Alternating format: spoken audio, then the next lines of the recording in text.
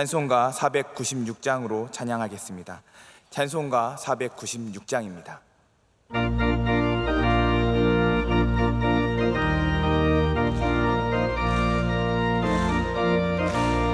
새벽부터 우리 사랑함으로써 저녁까지 시를 뿌려봅시다. 열매 차차 익어 곡식 거둘 때에 기쁨으로 단을 거두리로다. 거두리로다. 거두리로다. 기쁨으로 단을 거두리로다. 거두리로다. 거두리로다. 기쁨으로 단을 거두리로다. 비가 오는 것과 바람 부는 것을 겁을 내지 말고 뿌려봅시다. 이를 맞춰놓고 곡식 거둘 때에 기쁨으로 단을 거두리로다. 거두리로다. 거두리로다. 기쁨으로 단을 거두리로다. 거두리로다. 거두리로다. 기쁨으로 단을 거두리로다. 씨를 뿌릴 때에 나지 아니할까 염려하며 희미해탈지라도 나중 예수께서 칭찬하시리니 기쁨으로 단을 거두리로다. 거두리로다. 거두리로다. 기쁨으로 단을 거두리로다. 거두리로다. 거두리로다. 기쁨으로 단을 거두리로다.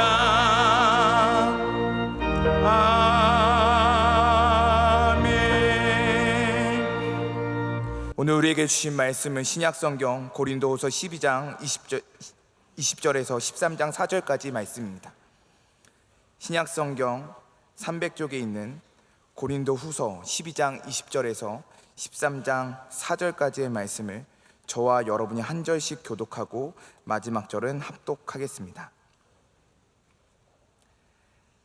내가 갈 때에 너희를 내가 원하는 것과 같이 보지 못하고 또 내가 너희에게 너희가 원하지 않는 것과 같이 보일까 두려워하며 또 다툼과 시기와 분냄과 당짓는 것과 비방과 수군거림과 거만함과 혼란이 있을까 두려워하고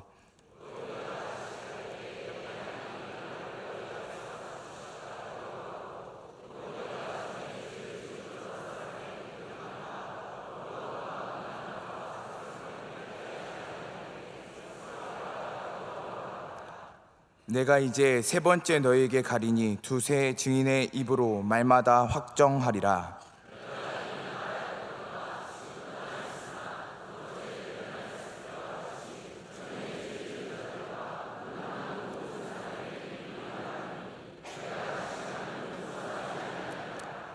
이는 그리스도께서 내 안에서 말씀하시는 증거를 너희가 구함이니 그는 너희에게 대하여 약하지 않고 도리어 너희 안에서 강하시니라. 다 같이 읽겠습니다. 그리스도께서 약하심으로 십자가에 못 박히셨으나 하나님의 능력으로 살아계시니 우리도 그 안에서 약하나 너희에게 대하여 하나님의 능력으로 그와 함께 살리라. 아멘.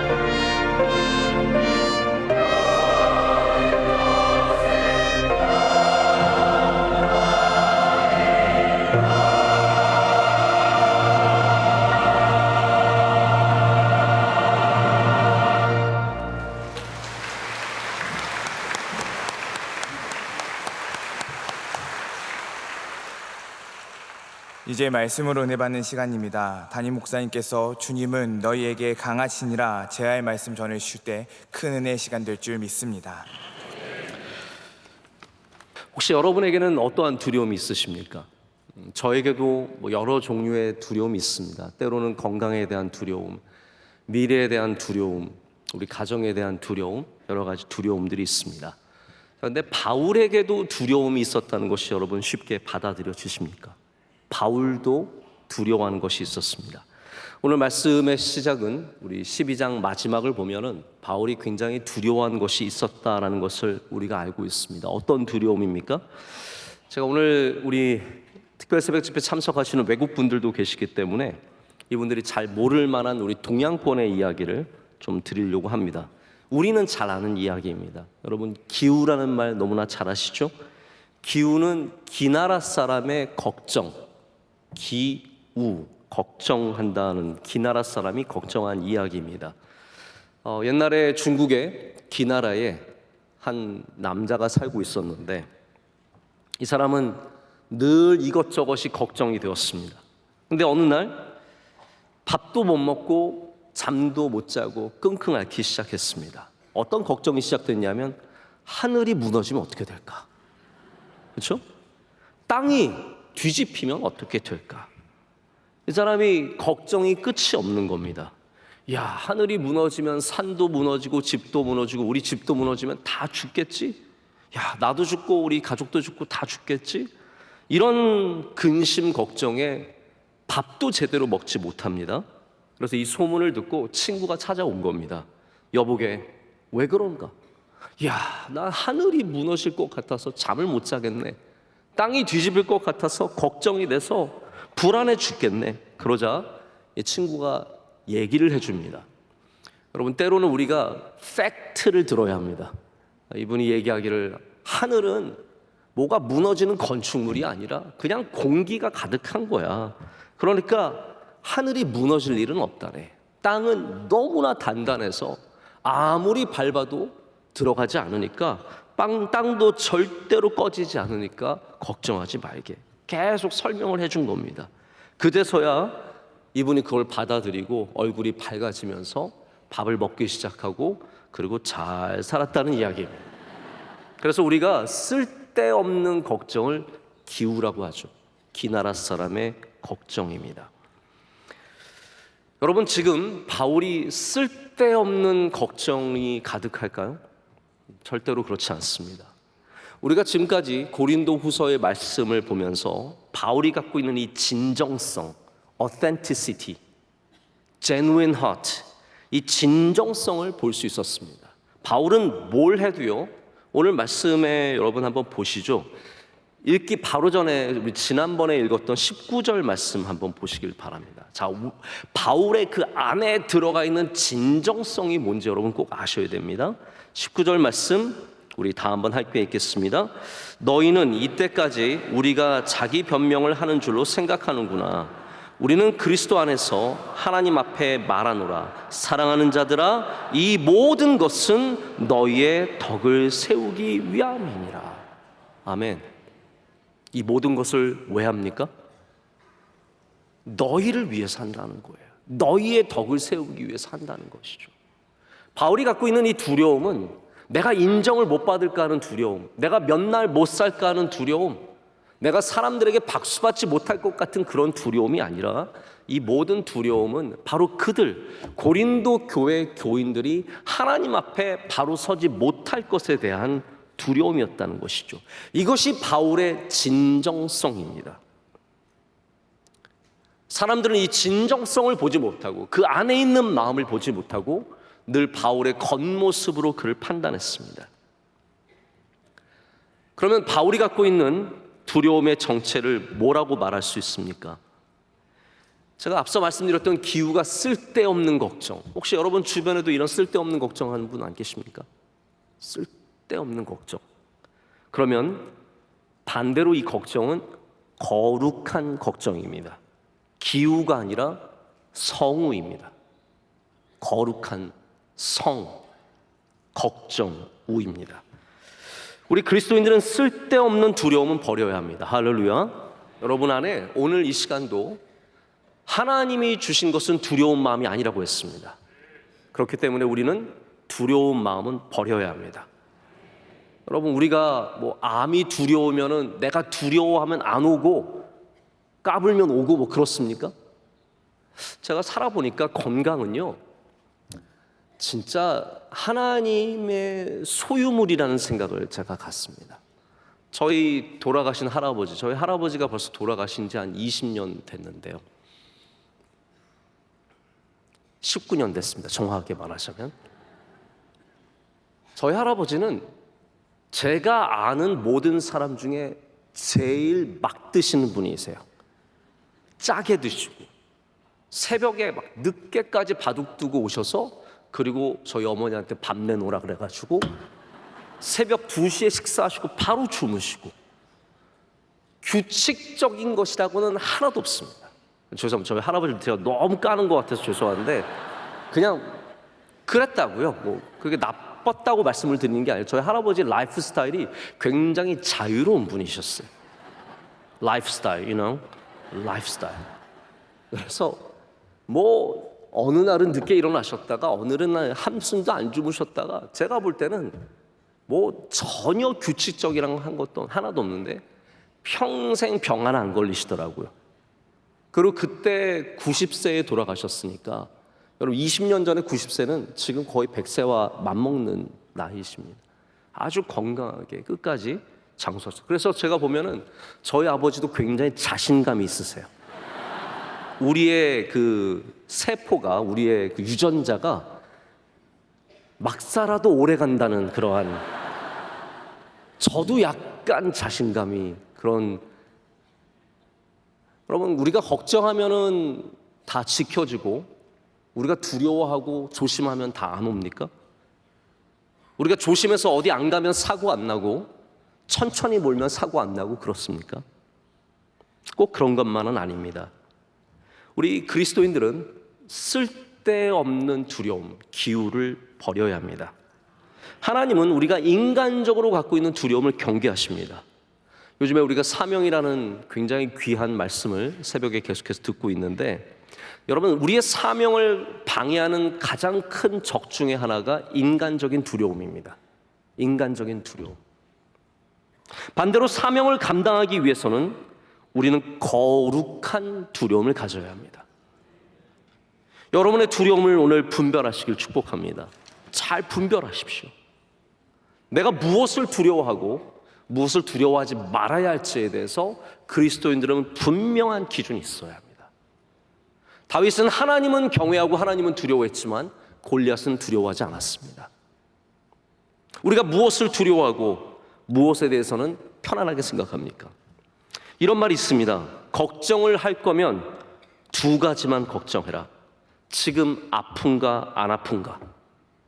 안 아프면 걱정하지 마라. 아프면 두 가지만 걱정해라. 낫는 병인가 죽는 병인가? 낫는 병이면 걱정하지 마라. 안 낫는 병이면 두 가지만 걱정해라. 죽는 병인가 안 죽는 병인가? 안 죽는 병이면 걱정하지 마라. 죽는 병이면 두 가지만 걱정해라. 천국에 갈 것인가 지옥에 갈 것인가? 천국에 갈 것 같으면 걱정하지 마라. 지옥에 갈 것 같으면 지옥 갈 사람이 걱정해봤자 무슨 소용이 있냐? 이런 얘기가 있습니다. 여러분, 세상은 자꾸 우리에게 두려움을 가르쳐서 그 두려움으로 세상은 돈을 버는 겁니다. 제가 요즘에 보면은 아이들 키 크게 하는 약이 얼마나 많은지 모릅니다. 이거 먹으면 우리 아이가 180이 됐어요. 아빠 엄마는 165에 155인데 그 약 먹으면 180이 될 것 같은 마음이 들게 합니다. 우리들의 두려움, 우리 아이가 그만큼 크지 않으면, 우리 아이가 이만큼 되지 않으면, 이런 두려움으로 다 우리를 뒤집어 가는 겁니다. 차를 타고 가다가 방송을 들어보면 보험 광고가 얼마나 많이 나오는지 모릅니다. 우리 사람의 3분의 1이 암에 걸린다고 겁 팍팍 주는 겁니다. 암 걸린 다음에 돈이 얼마나 많이 나가는 줄 아냐고 겁을 팍팍 줍니다. 사람들이 우리에게 이런 옷을 안 입으면 뒤처질 거라고 겁을 줍니다. 아이폰을 들지 않으면 사람들과 어울릴 수 없을 거라고 겁을 줍니다. 비싼 헤드폰을 끼지 않으면 나 혼자 우습게 보일 거라고 아이들에게 겁을 줍니다. 좋은 차를 타지 않으면 인정받지 못할 것이라고 겁을 줍니다. 여러분, 여러분의 소비가, 우리의 소비가 우리의 두려움과 굉장히 깊은 관계를 갖고 있습니다. 그리스도인들은 분별할 수 있어야 합니다. 세상적인 두려움은 여러분 물리치시기를 축복합니다. 교회는 소비적인 두려움이 아니라 거룩한 두려움을 가르치는 곳입니다. 우리는 하나님을 두려워해야 합니다. 하나님을 두려워하는 것이 지식의 근본이며 지혜입니다. 하나님을 두려워하는 삶은 복된 삶을 살 수 있습니다. 그러나 세상을 두려워하고 쓸데없는 것들을 두려워하면 거기에 잡혀서 노예처럼 살 수밖에 없습니다. 여러분 어떤 두려움을 갖고 계십니까? 바울의 두려움을 보십시오. 이 구원받은 사람들이 하나님의 뜻대로 살지 못할 것에 대한 두려움을 갖고 있습니다. 이 구원받은 주님의 귀한 백성들이 믿음으로 살아가지 못할 것에 대한 두려움이 있습니다. 우리에게도 그런 두려움이 있습니다. 이 세상에 약하고 어려운 사람들을 향한 거룩한 두려움, 고아와 과부를 향한 거룩한 두려움, 버림받은 사람들을 향한 거룩한 두려움, 그것이 우리로 고민하게 해야 사명이 생기는 겁니다. 여러분, 사명이 있는 분들 반드시 그 안에는 거룩한 두려움들이 있습니다. 제가 이번에 에티오피아 저희 의과대학 졸업식에 가서 졸업식을 잘 마치고 돌아왔습니다. 5회 졸업식이었습니다. 저희 의과대학이 지금 에티오피아에서 어느 정도 위상을 갖고 있냐면요, 우선 모든 의과대학 중에 유일하게 졸업생 전원이 의사시험에 합격했습니다. 의사시험에 합격해야 그들은 졸업할 수 있는데 의사시험에 다 합격했습니다. 심지어는 우리 예과, 우리 1, 2학년은 예과고 본과는 3학년부터 시작되는데 에티오피아의 국립대학교가 아디스아바바 대학교입니다. 아디스아바바 대학교는 우리나라의 서울대 정도로 생각하시면 돼요. 근데 이 학교에 있는 많은 학생들이 우리 학교로 전학을 왔습니다. 자기는 명성의과대학에 가서 발음도 못해요. 명성 메디컬 스쿨에 가서 자기는 배워야겠다고 많은 아이들이 왔습니다. 그 중에 이번에 졸업한 학생 중에 한국 학생이 있었습니다. 근데 한국 학생이 부모님이 의사신데 이분이 왜 이 친구가 에티오피아 우리 병원에서 공부를 하냐 하면 이 동생도 한국 학생인데 같이 공부를 하고 이번에 형이 먼저 졸업을 해요. 그냥 한국에서 의과대학 못 가 그런 게 아니에요. 아프리카에 와서 아프리카를 보면서 내가 아프리카를 위해서 헌신해야겠다는 생각이 든 거예요. 여러분, 그런 생각을 누가 갖습니까? 빨리 집에 가야지 이 생각밖에 안 하는데 그 친구는 거기 가서 사명을 받고 그리고 거기에서 졸업하고 이제 여러 가지로 갖춘 다음에 또 하나님께 헌신해서 귀하게 쓰임받으려는 그런 각오를 듣게 되었습니다. 여러분, 우리가 거룩한 두려움이 있어야 사명을 갖게 되고 그래야 그것을 끝까지 감당하게 되죠. 바울이 갖고 있는 이 두려움 중에 제가 굉장히 흥미롭게 봤던 것은 두 가지 두려움이 있습니다. 20절 말씀을 한번 보십시오. 여기 두 가지 두려움이 나오는데 제가 이 성경을 읽으면서 이거 읽고 제대로 이해할 수 있는 사람이 몇 명이나 될까라는 생각을 가질 정도로 오늘 본문 말씀이 굉장히 난해하게 적혀 있어요. 오늘 본문 말씀 전체가 어떻게 보면 난해하게 적혀 있는데 제가 좀 설명을 드리겠습니다. 20절 말씀 다 함께 읽겠습니다. 내가 갈 때에 너희를 내가 원하는 것 같이 보지 못하고 또 내가 너희에게 너희가 원하지 않는 것 같이 보일까 두려워하며 또 다툼과 시기와 분냄과 당짓는 것과 비방과 수군거림과 거만함과 혼란이 있을까 두려워하고. 자, 우리 뒤에 있는 수군거림, 비방, 혼란 이런 두려움은 충분히 이해가 갑니다. 당연히 교회가 그러면 안 되니까 두려워하죠. 그리고 앞에 있는 두려움은 어떤 내용일까요? 이런 말이에요. 첫 번째 두려움은 뭐냐면 너희를 내가 원하는 것과 같이 보지 못하고, 이 말은 무슨 말이냐면요, 바울이 고린도 교회가 되기를 원하는 게 무엇입니까?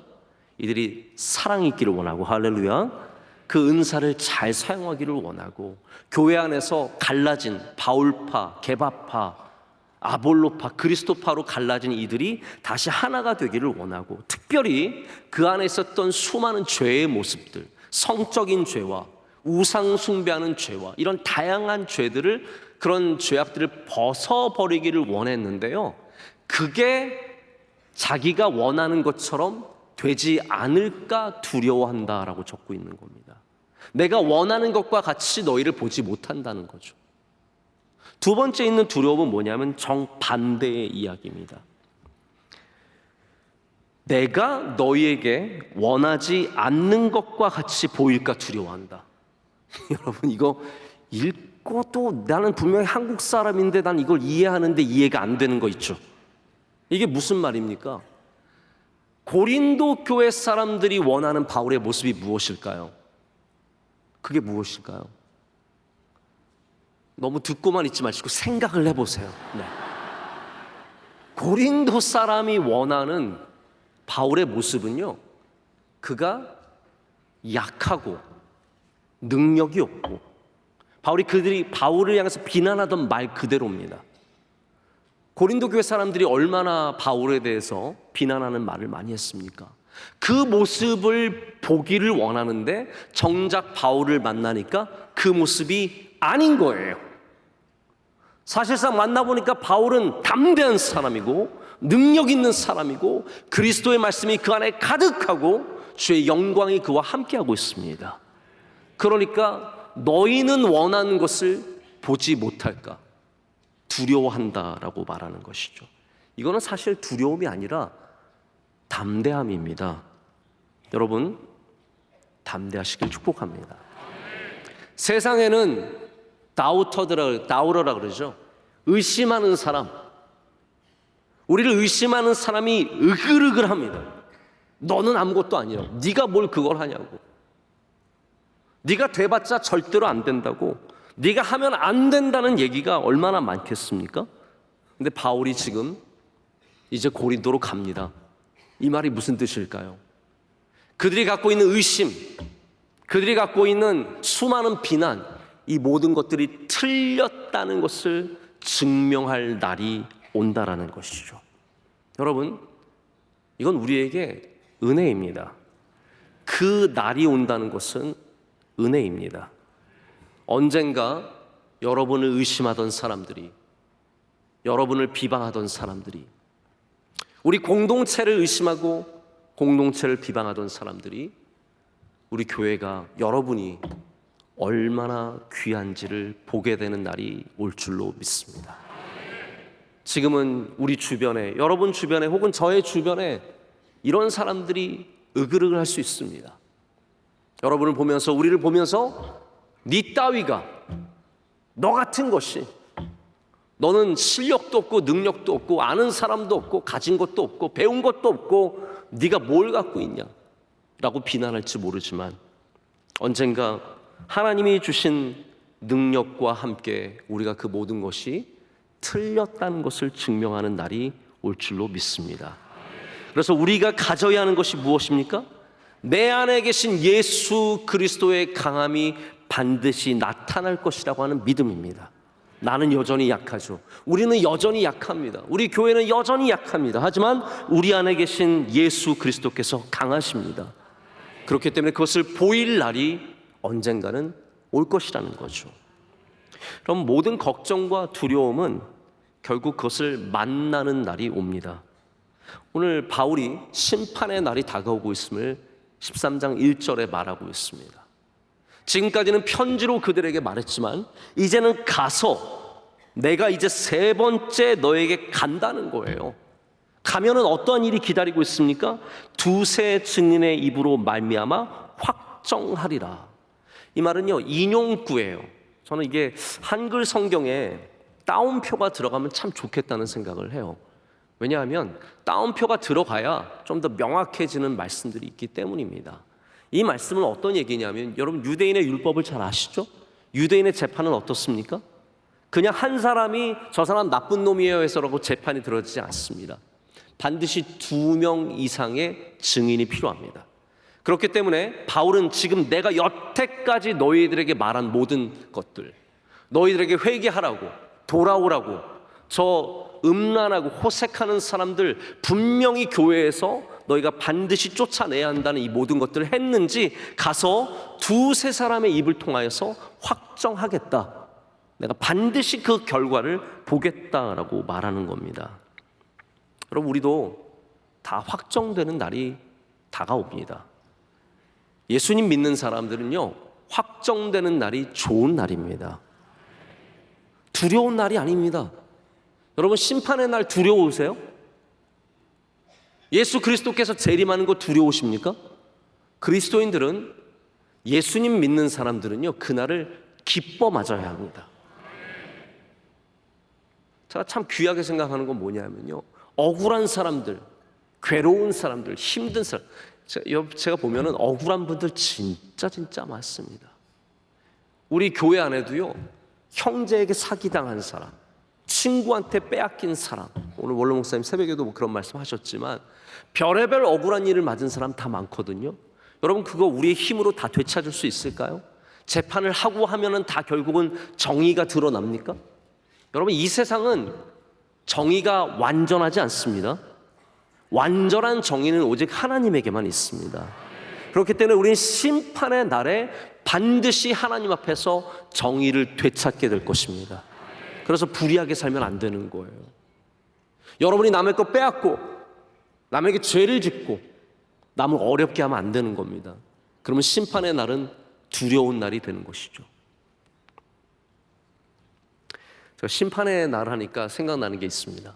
제가 어렸을 때 저희 집은 너무 작았고요, 저희 집에 함께 사는 사람들은 많았습니다.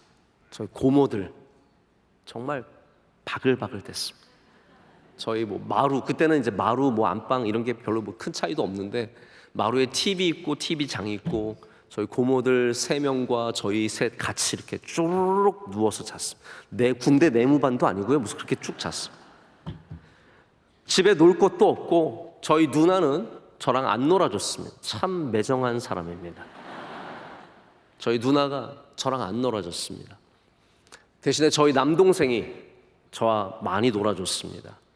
저희 동생과 놀 때 갈 데가 없으니까 저희 이제 아버지 방에 갑니다. 아버지 방에 가면은 저희 아버지는 늘 책이 많으셨기 때문에 책장이 쭉 있고, 그 다음에 의자가 있는데 의자가 이렇게 뒤로 젖혀지는 의자 아세요? 이렇게 요즘에 뭐 회사 가면 앉는 그런 의자죠. 저랑 이제 저희 동생 어리니까 막 그 의자에서 놉니다. 뒤집다 보면은 그때만 해도 저희 책장이 어땠냐면 유리가 문이었어요. 유리, 이렇게 미닫이 문들. 뭐 그렇게 힘들게 책을 넣어놔요? 그냥 이렇게 열려 있는 데 넣어놓으면 되는데, 그러면 뒤집다 보면 꼭 유리를 깨는 거예요, 제가. 제 동생은 또 안 깨요. 저만 깨는 거예요, 저만. 쨍그랑 깨지면 오, 큰일 났다. 그럼 막 유리를 치워요. 유리를 열심히 치웁니다. 그럼 거기가 비잖아요? 그러면 다른 데 있는 유리를 빼가지고 와서 거기다 집어넣어요. 이거 완전 조삼모사죠. 네? 제 딴에는 여기만 어쨌든 감추면 된다고 생각해서 최대한 먼 곳에 있는 유리를 이렇게, 아시잖아요, 이렇게 하면 빠지잖아요. 이렇게 하면 빠져가지고 해가지고 내려가지고 와서 이렇게 딱 껴놓고, 그러면 이제 저녁이 다가오면 걱정이 되는 겁니다. 왜냐하면 심판의 시간이 다가오고 있기 때문입니다. 아버지 오시는 게 두려운 거예요. 저희 아버지 그때 신방을 다니시느라 저녁에 늦게 오실 때가 많았어요.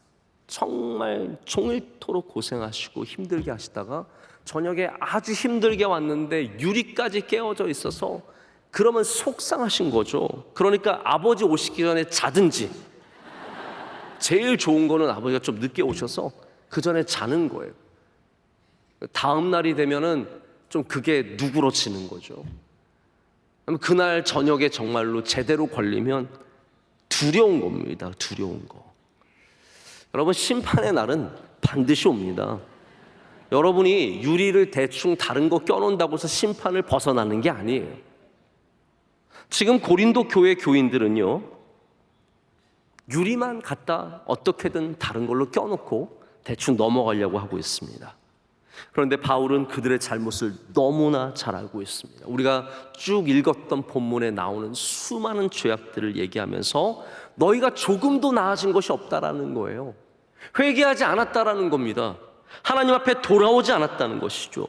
바울은 이런 죄에 대해서 문책하고 변화되기를 원했기 때문에 그것이 어떻게 되었는지 보기를 원하는 것이고 그것을 보기 위해서 오겠다라는 겁니다. 지금 깨어진 유리투성이의 고린도 교회에 바울이 가서 그것을 보겠다라고 말하고 있습니다.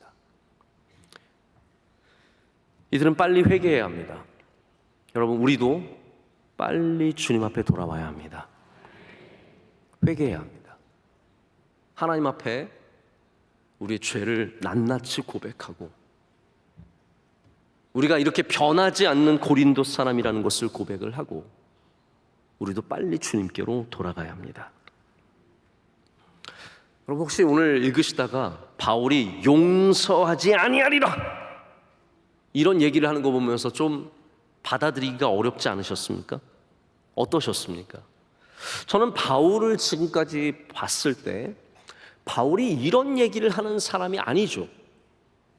근데 바울이 왜 이렇게 강경하게 얘기를 하고 있을까요?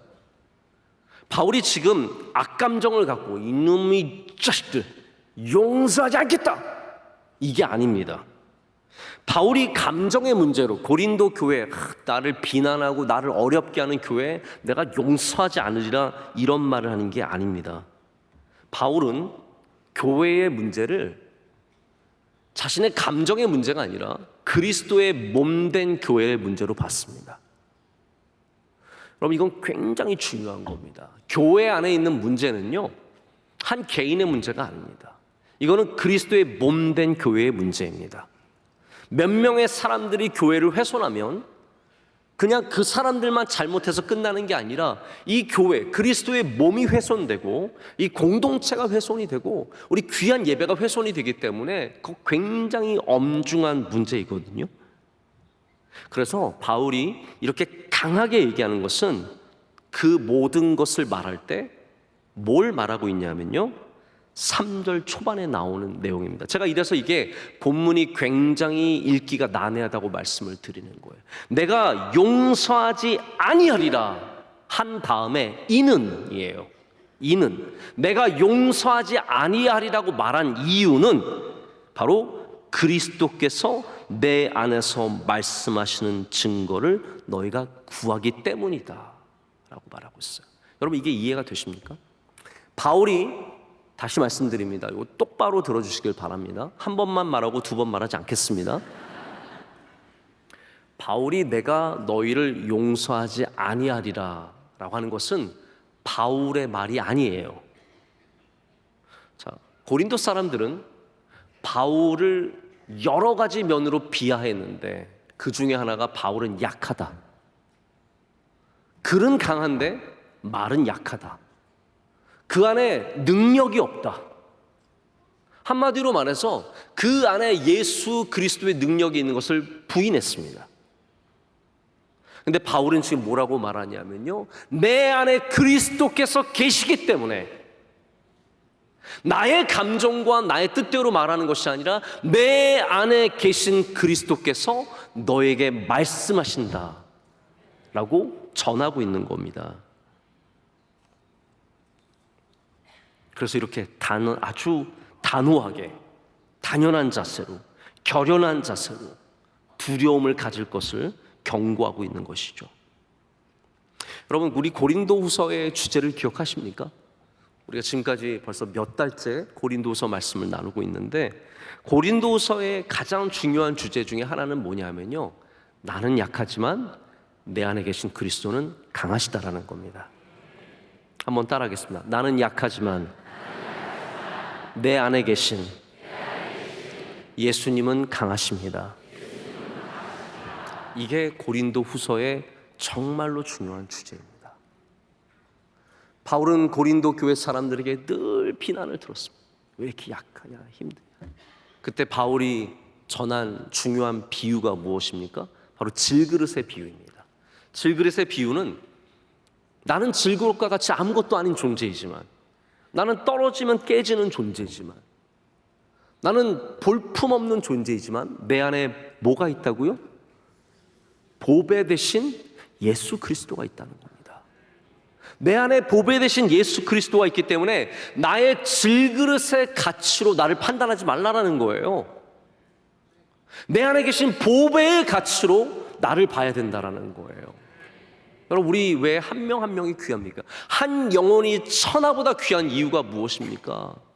여러분, 한 명 한 명이 질그릇과 같이 아무것도 아닌 존재인 것처럼 보여도 그 안에 예수 그리스도의 영이 있으시기 때문에 이 세상의 어떤 것과 바꿀 수 없는 너무나 귀한 영혼이 되는 것 아니겠습니까? 우리의 능력은 우리가 강한 것이 아닙니다. 여러분, 명성교회는 강하지 않습니다. 우리 아무것도 아닙니다. 남성교회가 되었든 여성교회가 되었든 찬양대가 되었든 목사가 되었든 장로가 되었든 우리가 강한 것이 무엇이 있습니까? 우리 그리스도께서 강하신 것입니다. 그게 고린도 교회가 되었든 세상이 되었든 우리의 적들이 되었든 그들 가운데서 보십시오. 그리스도께서 그들 가운데 그들을 대하여 강하신 거예요. 그래서 우리가 약하지만 우리 안에 계신 그리스도께서 그들을 대하여 강하시다는 것을 믿어야 합니다. 여러분을 대하는 사람들이 누구입니까? 회사에서 어렵게 하는 사람 있으십니까? 교회 안에서도 어렵게 하는 분들이 있으시죠? 가정 안에서도 어렵게 하는 사람들 있지 않습니까? 그들을 대하여 우리가 가져야 하는 자세는 나는 약하지만 당신을 대하여 그리스도께서는 강하십니다 입니다. 다윗이 골리앗 앞에서 뭐라고 말했습니까? 골리앗 들어봐, 나 사자도 잡아봤고 내가 곰도 잡아봤고 내가 이레벨도 꽤 잡아봤다고 한판 뜨자 이렇게 했습니까? 아닙니다. 다윗은 뭐 사울 앞이나 다른 사람들 앞에서는 자기가 좀 곰도 잡아고 사자도 받았고 이렇게 얘기를 했어요. 그러나 골리앗 앞에서는 그런 말 한마디도 하지 않습니다. 나 물맷돌 잘 돌린다, 너 조심해, 이런 거 하지 않았습니다. 사무엘상 17장 45절에 이렇게 되어 있습니다. 다윗이 블레셋 사람 바로 골리앗이죠. 너는 칼과 단창으로 내게 나아오거니와 나는 만군의 여호와의 이름 곧 내가 모욕하는 이스라엘 군대의 하나님의 이름으로 내게 나아가노라. 여러분, 다윗이 갖고 있었던 힘이 무엇입니까? 강함이 무엇입니까? 자기에게 있는 게 아닙니다. 하나님의 이름으로 나아가노라. 이게 강한 겁니다. 하나님의 이름으로 나아가시길 축복합니다. 어디에 나가시든지 누구를 대하시든지 하나님의 이름으로 나아갈 때 주님께서 강하게 역사하십니다. 예수 그리스도께서는 유대인들의 간계와 종교 지도자들의 술수에 의해서 로마인들에게 죽이심을 당했습니다. 이건 누가 봐도 왕의 죽음이 아닙니다. 어떻게 왕이 이렇게 죽습니까? 예수님은요, 잡범들 사이에서 죽으셨습니다. 강도들 사이에서 두 명 사이에 두고 죽으셨습니다. 아니, 차라리 뭐 귀족들을 같이 죽인다든지 아니면 정치적인 어떠한 그러한 반란하던 사람들 같이, 이러면 폼이라도 나죠. 강도 두 명과 함께 예수님은 십자가에 못 박혔습니다. 근데 오늘 말씀은 하나님의 능력이 그 가운데 살아있으셨다라고 말하고 있습니다. 우리 그리스도인들이 고린도후서를 통해서 반드시 깨달아야 되는 것은 영광이 약함 속에서 성취된다는 것입니다. 영광이 약함 속에서 성취된다는 것. 하나님의 영광이 수치와 약함 속에서 이루어지고 그 부끄러움과 그렇기 때문에 약함을 우리가 받아들이지 않는다면, 예수님 안에 있는 이 약해지신 영광을 받아들이지 않는다면 우리는 주님을 잘못 믿고 있는 겁니다. 내가 내 힘을 보여주리라, 내가 내 능력을 보여주리라, 내 주먹으로 어떻게 하리라. 아닙니다. 우리는 하나님의 능력을 신뢰해야 합니다. 나는 약하지만 그들을 대하여 강하신 하나님, 다시 살리시는 하나님. 바울은 지금까지 여러분 수치를, 얼마나 많은 수치를 참고 지냈습니까? 우리도 그 안에서 약하다. 오늘 말씀에 그 안에서, 주님 안에서 약하다는 말은요, 주님과 함께 약하다는 말. 우리도 십자가에 달리는 존재들, 약한 존재들이라는, 너희가 돌 던지면 다 맞고, 너희가 칼로 찌르면 다 찔리고, 너희가 비방하면 다 듣는 약한 존재지만 우리는 하나님의 능력으로 살게 될 것입니다. 이것이 고린도후서에 우리에게 주는 복음이며 은혜의 말씀입니다. 말씀을 맺습니다. 우리가 정말로 두려워해야 할 것이 무엇일까요? 그럼 우리가 정말로 두려워할 것이 무엇일까요? 거룩한 두려움 꼭 가지시길 축복합니다. 제가 목회적인 두려움이 있습니다. 저는 교인들 적게 나올까 봐 걱정할 때가 있습니다. 새벽에 예배에 오늘은 많이 나올까? 나와보니까 앉을 틈이 없어. 하나님 감사합니다. 또 적게 나오면, 오늘 저녁에 적게 나오면 내가 설교하니까 적게 나오나? 왜 이렇게 적게 나오나? 근데 여러분, 제가 진정성을 갖고 좀 말씀을 드릴게요. 아까 말씀드렸죠, 바울의 진정성. 저도 진정성이 있는 사람입니다. 제가 진정성을 갖고 말씀을 드릴게요. 저는 숫자가 적은 것에 대한 두려움은 없습니다. 헌금이 줄어들 것에 대한 두려움도 없습니다. 제가 정말로 두려워하는 것은 이 예배의 자리가 빌 때 바로 우리 그리스도인들의 믿음이 비어지는 것을 두려워하기 때문입니다. 제가 우리 하반기에 이제 9월부터 우리 청년대학부 토요일 예배가 저희가 있거든요. 저희 청년대학부는 토요일 날 예배를 드립니다. 저는 이제 이번 하반기에는 청년대학부 토요일 예배를 제가 말씀을 전하려고 합니다. 토요일 새벽 예배는 제가 원로 목사님께 좀 부탁을 드리려고요. 그래서 저는 토요일에 좀 청년대학부에 대한 사명을 갖고 우리 좀 젊은이들에게 말씀을 전하고 그들을 만나려고 하는 계획을 갖고 있습니다. 이게 여러분 저한테는 전혀 도움이 되지 않는 일입니다. 제가 이 일을 만드는 거예요. 당장 제가 몇 주 뒤에는요, 토요일 날 주일에 3번 하고 청년대학부 예배 드리고 그리고 주일날 준비까지 다 해야 됩니다. 이런 토요일들이 아마 많을 겁니다. 주일에 한두 번 하고 청년부 예배 드리고 주일 또 설교도 또 마무리하고. 근데 제가 왜 굳이 이런 일을 할까요? 청년들 숫자 그냥 줄어드는 거 걱정돼서 그럴까요? 그렇지 않습니다. 제가 청년대학부가 줄어드는 것이 제 마음에 계속 걸리는 것은 인원이 줄어드는 것이 아니라 이 세대가 그리스도로부터 더 멀어지는 것을 어쨌든 막아야 된다고 생각하기 때문입니다. 제 힘으로 막을 수 없습니다. 뭐 제가 가서 설교하면 늘까요? 그렇진 않아요. 하지만 그래도 진정성은 보여야 되잖아요. 제가 보일 수 있는 게 무엇입니까? 저의 능력입니까? 우리 청년대학부 어때요? 제 설교 물론 좋겠죠. 그러나 좋으면 그게 또 얼마나 좋겠어요? 그게 아니라니까요. 제가 보여야 할 것은 능력이 아니라 진정성이에요. 다음 세대를 향한 두려움, 우리가 지금 마주치고 있는 이 세대를 향한 두려움, 걱정, 이거를 정말로 제대로 보여줄 수 있어야 우리의 약함 속에서 주님의 능력이 나타난다는 것이죠. 저희가 강해지자는 말이 아닙니다. 저희가 능력을 다 갖자는 말이 아닙니다. 저는 그래서 교인이 적은 것이 두렵습니다. 솔직하게 말씀드릴게요. 저는 교인이 적은 것이 두렵습니다. 예배의 자리가 비어지는 것이 두렵습니다. 제가 부족해 보일까봐, 내 능력이 없어 보일까봐 그런 두려움은 갖지도 않습니다.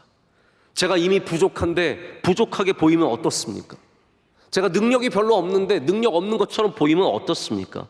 정말로 두려운 것은 우리의 다음 세대가 모이지 않고, 우리가 기도하지 않고, 자 보십시오, 모이지 않고 기도하지 않고 은혜 받지 않고 사명을 감당하지 않는 것, 이것이 정말로 두려운 것 아니겠습니까? 제가 지금 뭐 했는지도 모르시면 안 됩니다. 모이지도 않고 기도하지도 않고 은혜도 받지 않고 사명도 감당하지 않는 거 3번째 말했는데도. 여러분, 모여야 합니다. 기도해야 합니다. 은혜를 받아야 합니다. 사명을 감당해야 합니다. 우리는 그 두려움을 가져야 합니다. 여러분, 그 가운데 소망이 무엇입니까? 우리는 약하지만 그리스도는 강하시다는 것. 우리는 질그릇이지만 그리스도가 보배가 되신다는 것. 여러분, 담대하게 고린도로 나아가시길 축복합니다. 하나님께서 우리와 함께 하시니 두려워하지 마시고, 세상을 두려워하지 말고, 사람들을 두려워하지 말고, 거룩한 두려움을 갖고 고린도로 나아가실 때 주님께서 여러분의 약함의 손을 붙잡아 주셔서 강하게 하실 줄로 믿습니다. 우리 함께 찬양하겠습니다. 우리 말씀을 생각하시면서 찬양하시고 또 함께 이어서 기도하겠습니다.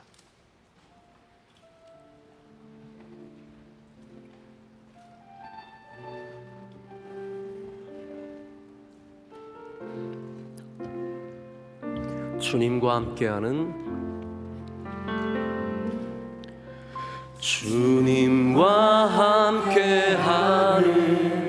이 고요한 시간, 주님의 보좌 앞에 내 마음을 쏟네.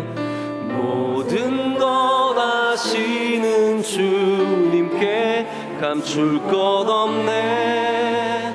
내 맘과 정성 다해 주 바라라. 다시 한번 합니다. 주님과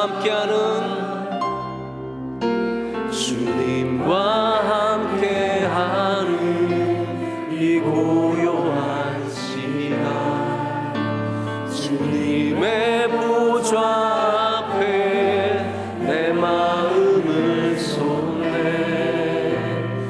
모든 것 아시는 주님께 감출 것 없네. 내 맘과 정성 다해 주 바라나이. 온 맘 다해, 온 맘 다해 사랑합니다. 온 맘 다해 주 알기 원하네. 내 모든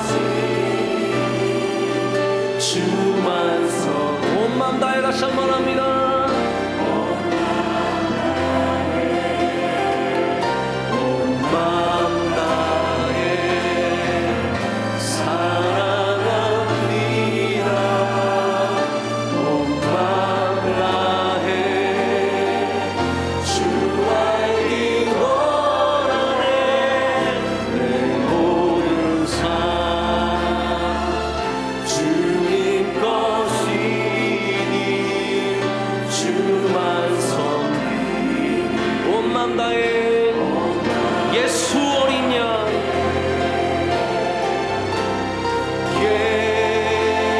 예수 어린 양, 존귀한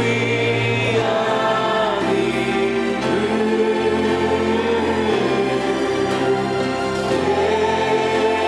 예수 어린 양, 존귀한, 약할 때 강한 그시네,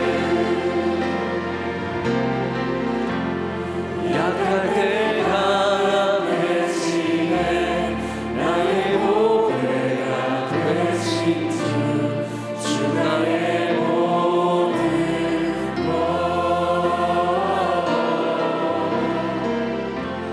주 안에 있는 보물을 나는 포기할 수 없네. 주 나의 모든, 예수 어린 양,